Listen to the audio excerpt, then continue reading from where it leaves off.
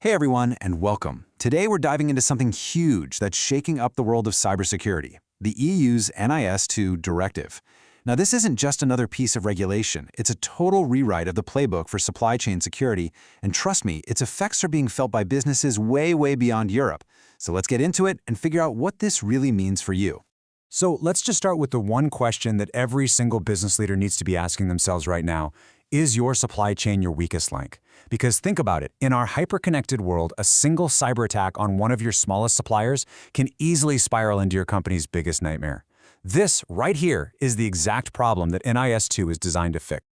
And believe me, this isn't just some hypothetical threat. Just look at these numbers. Manufacturing has now become the #1 most targeted industry for cyber attacks. We're talking almost a quarter of all incidents. It's a huge shift. The new front line in the cyber war isn't just your own network anymore. It's that entire, sprawling, complex web of suppliers that you rely on every single day. And the price tag for getting this wrong? It's staggering. We're talking an average cost of over $4 million for a single data breach in manufacturing. This is so much more than just an IT problem. It's a massive financial risk that can absolutely hammer a company's bottom line. And you know, it's not like you're defending against just one thing. The threat is coming from all sides. It could be ransomware that locks down a critical parts supplier, or a simple phishing attack that steals credentials from a partner, or even the outright theft of your valuable intellectual property. The scary part? Any one of these can bring your entire operation to a grinding halt. Okay, so the problem is pretty clear, right? The threats are real and they are costly. So what's the solution? Well, this brings us to the core demand of NIS2. The EU basically looked at the situation and said, nope, crossing our fingers and hoping for the best is not a strategy anymore. So, at its heart, NIS2 is all about making the EU's most critical industries tougher and more resilient to cyber attacks. It definitely tightens the rules on things like managing risk and reporting incidents, but the real game changer, the part that everyone is talking about, is this intense new focus on the security of the entire supply chain. And look, this isn't us just reading between the lines. It's spelled out, right there in the law. Article 21 is where the magic happens. When it talks about the relationships with direct suppliers, it's doing something that's actually pretty radical. That little phrase has massive implications, because it officially, for the first time, stretches legal responsibility for cybersecurity beyond your own company's walls. So if we boil all that legal jargon down, it comes to this one, simple, incredibly powerful new rule. Under NIS2, you are now legally on the hook for the cybersecurity of your direct suppliers. Period. The whole out-of-sight, out-of-mind approach to your suppliers, that's officially over. Okay, so how on earth does NIS2 expect you to handle this brand new responsibility? Well, it's not just a single one-and-done action. The directive lays out this multi-layered approach to figuring out your risk landscape, and we can think of it as 3 different tiers of assessment. All right, so Tier 1 is the big picture stuff, the view from 30,000 feet. You'll have European Union bodies doing these huge coordinated risk assessments on entire critical supply chains, things like 5G technology. And when they release their findings, you are legally required to take that information and factor it into your own security plan. Then we drop down to Tier 2, which is all about the national level. This is where individual EU countries get to step in and potentially extend the NIS2 rules to other companies that they think are critical. So what that means for you is you've got to pay really close attention to the specific laws in every single EU country where you do business. And that brings us to Tier 3. And honestly, this is the one that really hits home for your business. This is your direct, non-negotiable obligation.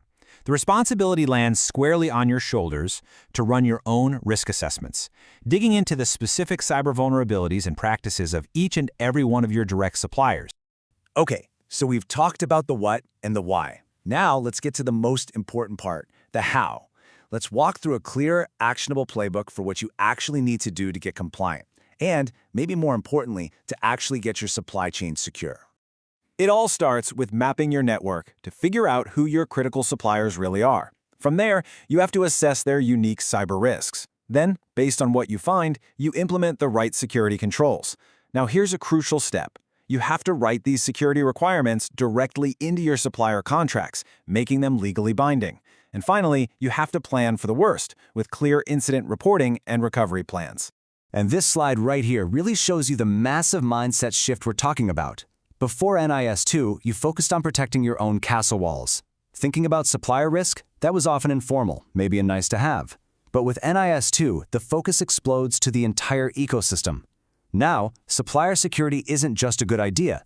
It's a mandated, documented, and fully auditable legal requirement.